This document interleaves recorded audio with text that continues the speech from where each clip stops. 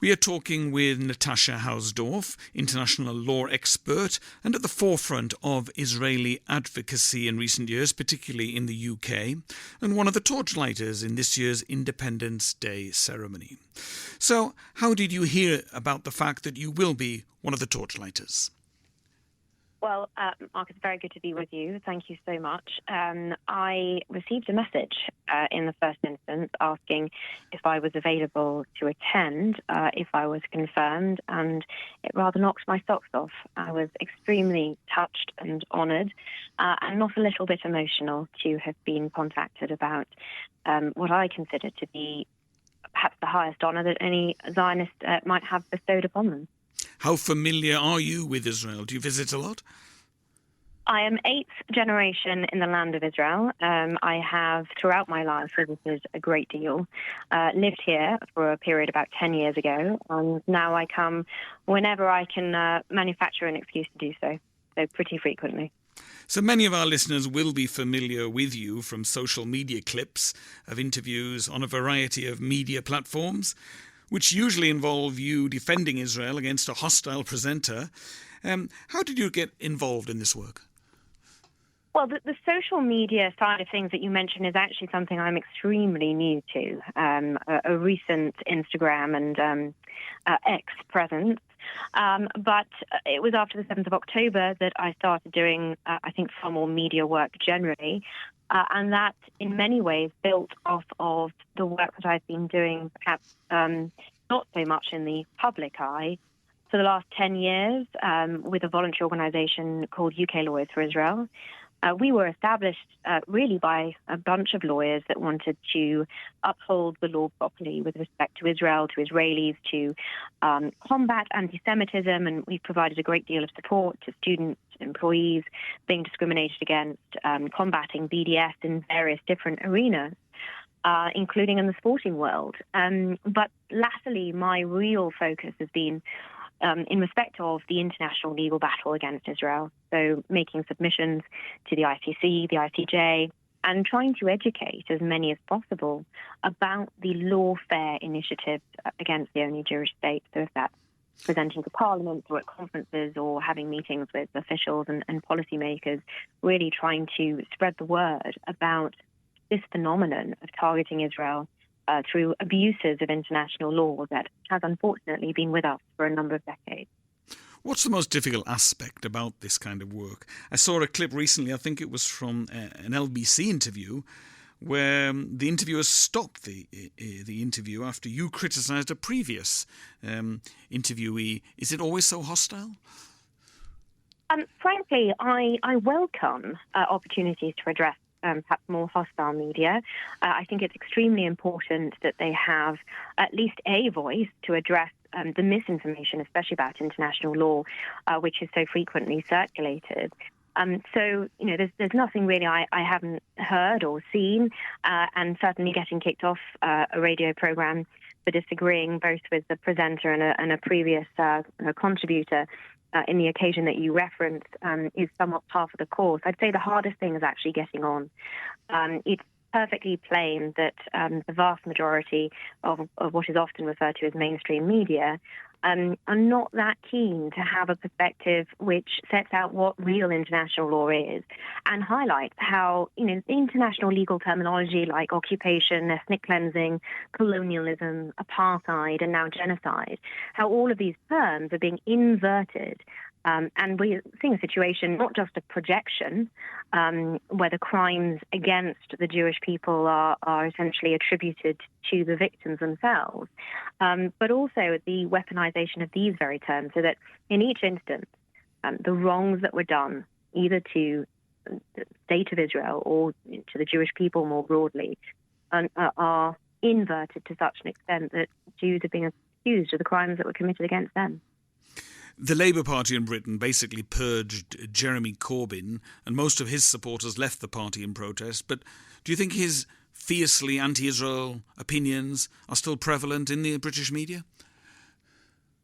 Well, I think the proof of the pudding is in the eating, isn't it? What did we see from this government immediately upon its taking office? a U-turn on the defunding of UNRWA.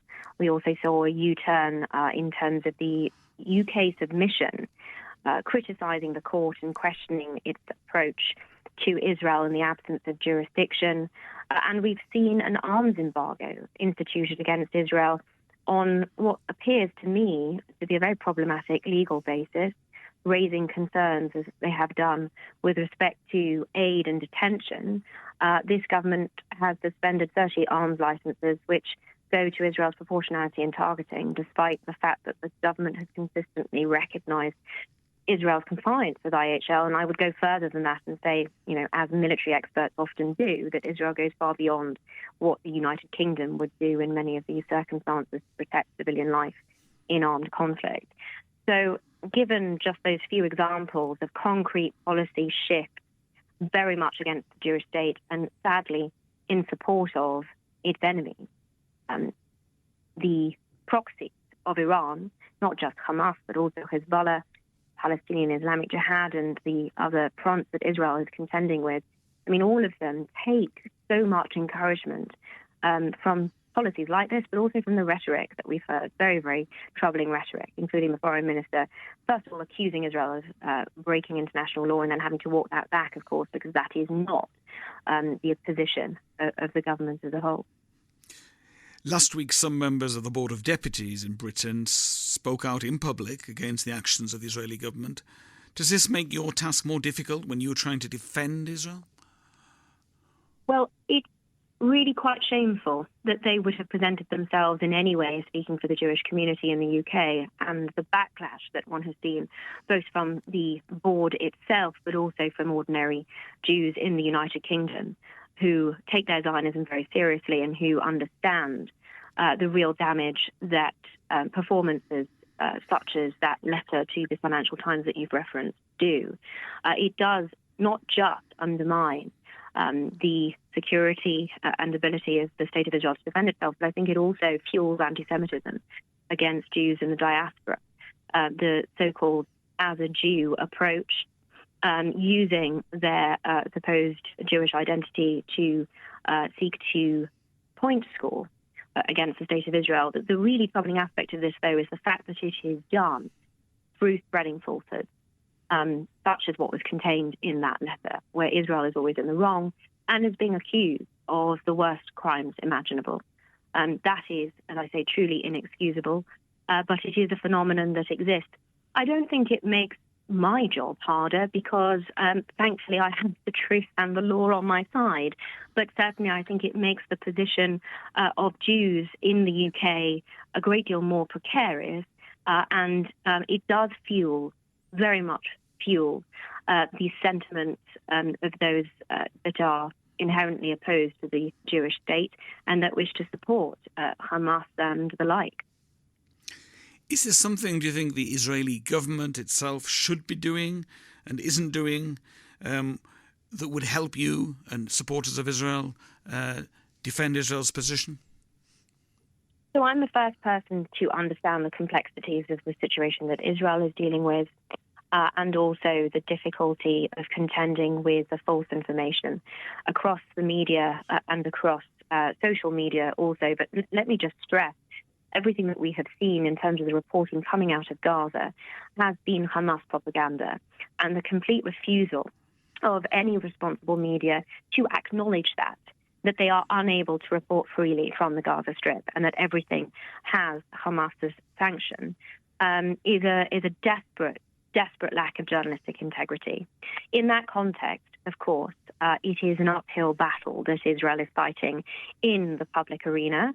And it's clear through many different avenues that Israel is invested, and I think especially post the 7th of October, acknowledges the importance of that eighth front, if you will, the public relations side of things, because of the manner in which the Overton window is shifting, accusing Israel of genocide. Now, that was around in 2014 during the Tzuk Eitan operation, but it has taken hold in such a manner nowadays as though it has become an acceptable allegation to advance.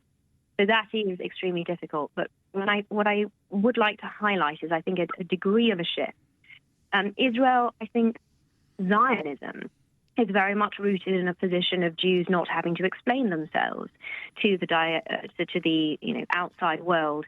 That was the very purpose, in many respects, of founding the State of Israel. And one can see that sentiment throughout the 77 years of Israel's existence. We know what we're doing is right. We don't need to explain ourselves to those that don't understand the situation properly.